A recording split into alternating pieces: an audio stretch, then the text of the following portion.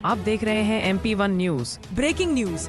DGHS केंद्रीय स्वास्थ्य मंत्रालय एडवाइजरी जारी। 2 साल से कम उम्र के बच्चों को कोई खांसी सिरप नहीं दे। खांसी और जुकाम में घरेलू नुस्खों का इस्तेमाल करें। 5 साल से कम उम्र के बच्चों को भी डॉक्टर की सलाह के बिना सिरप न दे। दवाओं का उपयोग विवेकपूर्ण और सीमित अवधि के लिए करें। प्रदेश में खांसी के सिरप से होने वाली मासूम की मौत में बढ़ोतरी।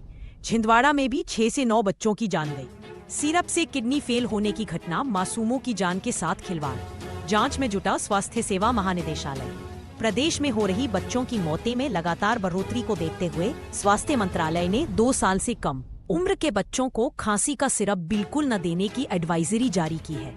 यह सलाह मध्य प्रदेश और राजस्थान में बच्चों की खांसी सिरप से हुई मौतों के बाद दी गई है। मंत्रालय ने कहा है कि 2 साल से छोटे बच्चों को कोई भी खांसी या जुकाम की दवा न दें और 5 साल से कम उम्र के बच्चों को भी डॉक्टर की सलाह के बिना सिरप न दें। घर पर घरेलू उपाय अपनाने पर जोर दिया गया है। जो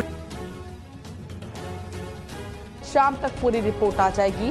रिपोर्ट आने के बाद ही निर्णय ले सकेंगे कि बात में कितनी सच्चाई है। में लगभग 12 प्रकार की ऐसी दवाइयाँ जिनको सैंपल जांच के लिए भेजे गए हैं।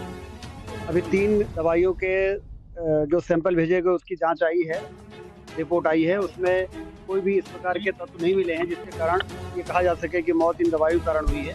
लेकिन जो बाकी बची हुई दवाइयाँ हैं, आज उम्मीद है कि शाम तक में उसकी रिपोर्ट आ जाएगी। जब तक उसकी रिपोर्ट नहीं आती है तब तक अभी कुछ भी कहना संभव नहीं है कि ये बात सही है कि बच्चों की मौत हुई है। लेकिन उसका कारण क्या है, अभी नीरी और भारत सरकार भी लगातार जो उनके लैब्स हैं वहाँ पर जो सैंपल भेजे गए हैं उसकी रिपोर्ट प्राप्त करने के लिए हम लोग प्रयास कर रहे हैं।